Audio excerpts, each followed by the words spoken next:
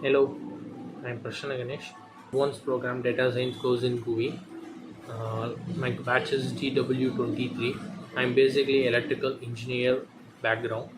So working in non-technical IT field before 3 years I have experience. So I little have an experience in coding. So I am switching my career to coding and IT field. So that's why I'm switching the GUVI.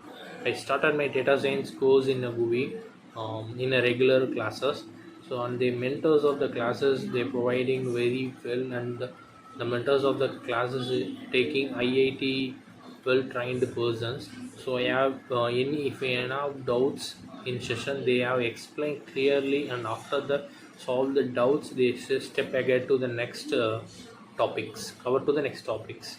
So that's why I'm choosing the GUI, and the journey of the GUI team is really memorable ones. So Apple learning, nothing else. Thank you once again, GUI.